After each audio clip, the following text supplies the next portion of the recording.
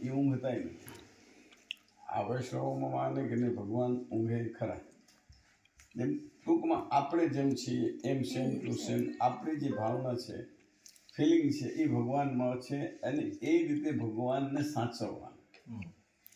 આ વૈષ્ણવી વિચારધારા આવે. ખાસ કરીને હવેલી પંથ નામ સાંભળ્યા હશો બધા. હવેલી પંથ નામ કદાચ સાંભળ્યા હશો. એ બધા અમારી જે બધા અમે છે ને બધા સાધુઓ અયોધ્યાના એ બધા એ પરંપરામાં જ આવી. થોડોક કોકમાં વધારે હોય, થોડુંક નોર્મલ હોય, એવું ખરું. તો ભગવાનને આપણે સરસ મજાનું શણગાર્યું. તમારા ભગવાન કેવા રૂપાળા લાગે છે.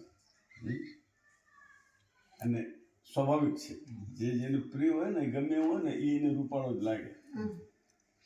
પોતાનો છોકરો ગમે ભલે હોય પણ બીજા છોકરા કરતા પોતાનો છોકરો ગાલો લાગે. ગમે ભલે છેડાડો હોય. હા, આ એક સ્વાભાવિક છે. એટલે ભગવાન અમારા ભગવાન બહુ રૂપાળા છે. આમના જેવું દુનિયામાં કોઈ છે જ નહીં.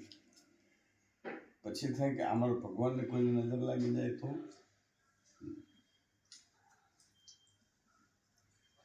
બોડાણા ભગત ડાકોરમાં ભગવાનને લઈ આવ્યા હતા ને. હું જાઉં ને વૃંદાવનમાં તો કૃષ્ણ ભગવાનનું જે મોટું મંદિર છે ને બાંકે બિહારી ભગવાન કહેવાય. મેઇન મંદિર છે. હમણાં ખૂબ ચર્ચા ચાલે છે, ટીવીમાં ને આવતું હશે બધા. કોરિડોર બનાવવાના ને ખજાના કંઈક જૂના પડ્યા છે કાઢવાના, કોર્ટમાં કેસ ને આવું. એટલે એમાં પડદા રહેવાના દે ઘડીક. અરે ઓલા ખુલ્લો ના રહેવા તો ફર કર્યા કરે. પડદો છે ને 2-3 મિનિટ થાય ને ભગવાનનો પડદો લગાડે, વળી પાછી હટાડી દે. એમાં એ ભગવાનને એક ભગત આવેલો ને ભગવાનને એવું આકર્ષિત કરી ગયું કે ભગવાન એને લઈને હાલતા થઈ ગયા.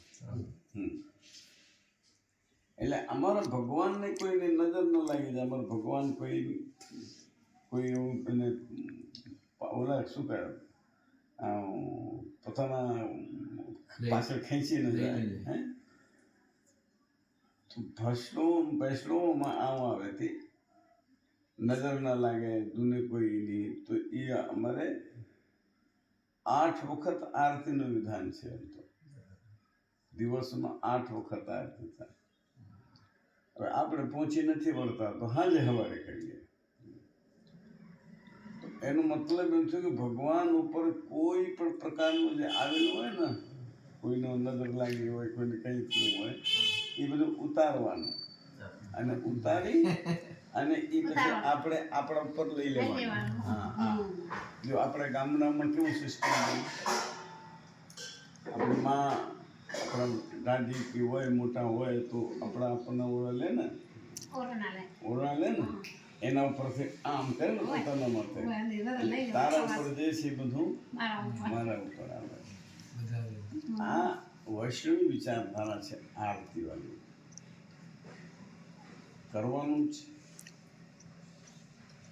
પછી આપણે અંદરની વાત તો કંઈ સમજાવતું નથી ને જાણતું નથી. ગતાનુગતિક આપણે કરતા હોઈએ છીએ. હવે રહી વાત, મને બહુ ખબર નહીં કાં તો આ લોકો હંસ નિર્વાણથી અથવા તો કબીર પંથથી જોડાયેલા હશે. કેમ અમારે રવિભાણ સંભળાય. રવિભાણ. અચ્છા. હા, રવિભાણના તો ઓલા કુંભારામ બાપુ ને બધા. હા, એ પરંપરામાંથી સુખદેવ બાપુ સુખદેવ બાપુ ક્યાં રહે? મારા ગુરુ. એ ક્યાં રહે છે? એ મોડા આશ્રમ ખરું ને. મોડા. હા હા. ઓલા આવ્યા હતા વિસનગર ન થાય. હા, ના નથી આવ્યા. નામ હતું કઈ ઓલો ભગત ખેતા ભગત કે શું હા, એ હતા. ઓલા ખેતારામાં આવ્યા ને મોડાથી. એટલે આ રવિભાણની આપણે ક્યાં ચર્ચા તો કરી હતી. હું થોડુંક બોલ્યો હા કે રવિવારની જે મૂળ પરંપરા છે એ તો નિર્ગુણ પરંપરા છે. કબીરની પરંપરા છે. કબીરની. નિર્ગુણની ઉપાસના તરફ જાય. પણ કબીરને એમના ગુરુ કોણ? રામાનંદી. રામાનંદજી. અમે બધા રામાનંદના સીધી લીટીના વાળા છીએ. અમારી જે પરંપરા છે અયોધ્યાની બધા એને સીધી લીટી આવે. અને આમાં કબીર છે ને થોડાક જુદા પડ્યા. એમનાથી પછી આ બધી બીજી સંપ્રદાયો આમાં આવી. રવિભાણ આવ્યું કે જીજી આવ્યું. કબીરની મૂળ વિચારધારા છે નિર્ગુણની. પણ કબીરના ગુરુ તો સગુણ ઉપાસક. એટલે સગુણનો ખંડન કબીરે નથી કર્યા. ના, એ તો પાછળવાળા છે ને એ એમાં દોઢ થયા છે. પાછળવાળા અને 700 વર્ષમાં તો કંઈક આવી ગયા ને વચ્ચે. હવે તમે વાત કરી ને કબીર સાહેબને કહે કે જન્મ્યા નથી ને મૃત્યુ નથી. હા, એવું કહે છે એમ. હા, અમારી જે સંપ્રદાયનો ગ્રંથ છે, અમારી સંપ્રદાય ગ્રંથ છે, એમાં કબીર સાહેબના જન્મની કથા આવે છે. કબીર પંથીઓ બધા ભેગા થયા હતા એક વખત પાલનપુરમાં. બ્રહ્મ નિરૂપણની કથા હતી ને મને ખાસ બોલાવવામાં આવી ગયો. હું મોજી ભાઈ હતો, હું યુપીમાં. એ સ્પેશિયલ યુપીથી આવ્યો અને પાલનપુર કાર્યક્રમ અટેન્ડ કરી. રાપરે ના ગયો. અમદાવાદ એરપોર્ટથી ઉતરી પાલનપુરથી એરપોર્ટથી થઈ પછી જાતો રહ્યો યુપી. એમાં મેં પ્રવચન આપ્યા. તો આમંત્રણ આપનારા જે હતા એ તો આપણે અમને જાણવે છે, પણ બીજા ઘણા બધા એના સાધુ સંતો આવેલા. તો ડાયરેક્ટ તો મને કહે ને, મને કહે કે આ ક્યાંથી કાઢી હોધી કાઢ્યું, આ ક્યાંથી હોધી કાઢ્યું. અમારે કંઠ ગ્રંથ છે કે તમે ગ્રંથમાંથી કહો છો, અમે ગ્રંથમાંથી કહીએ છીએ.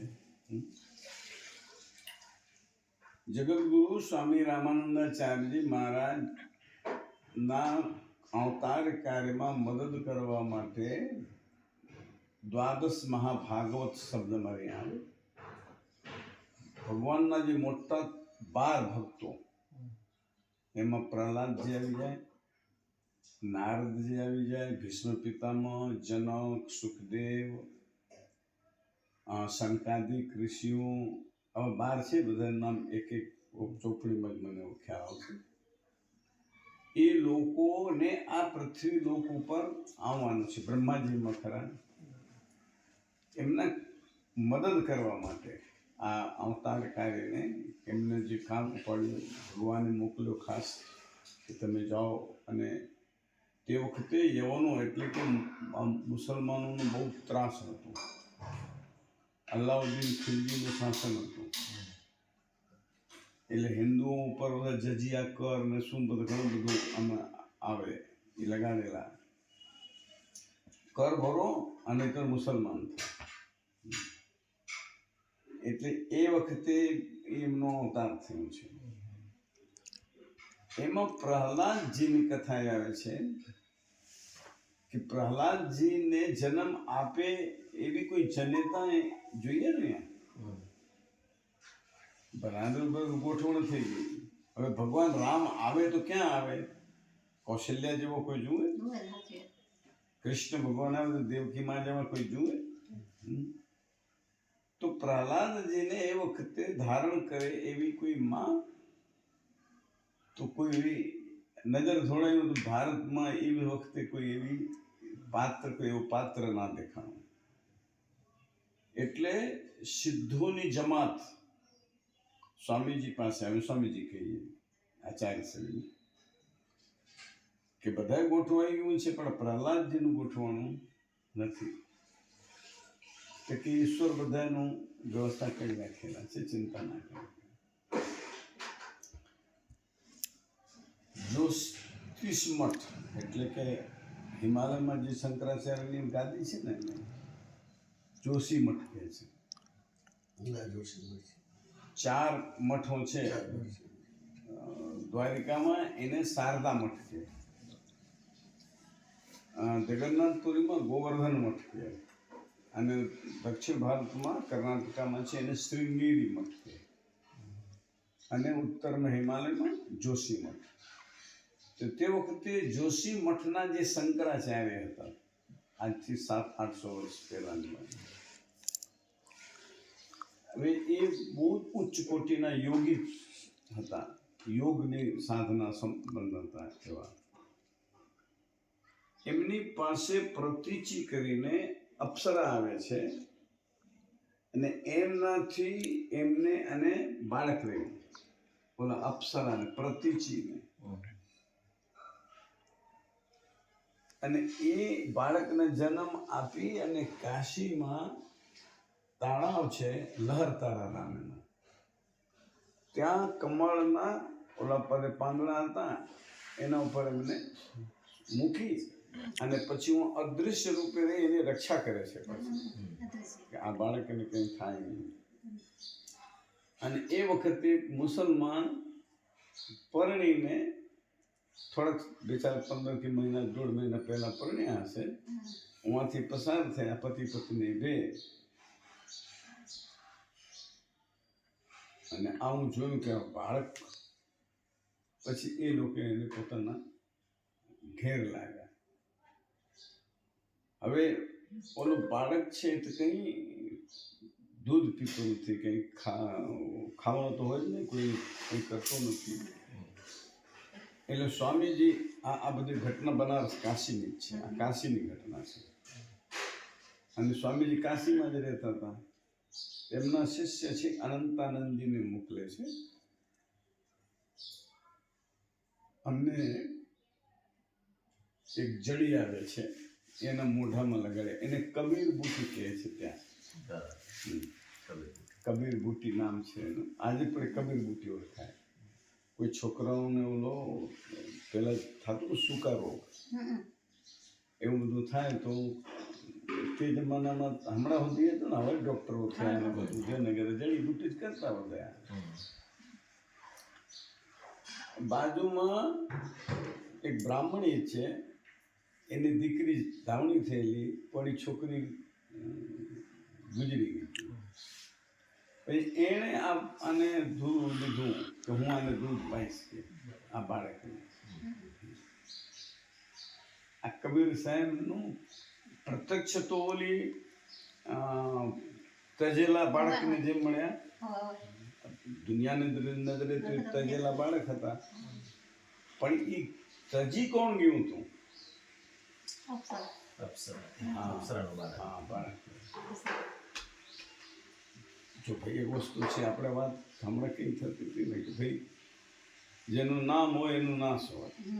આ જગતના ક્રમમાં ગોઠવાયેલું હોય એ પ્રમાણે થાય. રામને આવવું હોય તો કૌશલ્યામાં થકી જ આવે, ભલે ભગવાન રહ્યા બધું પ્રગટ થયા, આમ આપણે કથા કરીએ. કૃષ્ણ ભગવાન આવ્યા કે જે પણ આવ્યા તે બધા સંતો આવ્યા, ઋષિ મુનિઓ આવ્યા બધા. આ જે આવ્યા મીરાબાઈથી લઈ નરસિંહ મહેતા બધા આમ જ આવ્યા ને. એટલે કબીર સાહેબની આ કથા છે, એ અમારા સંપ્રદાયના ગ્રંથોમાં આ કથા આવી છે. ના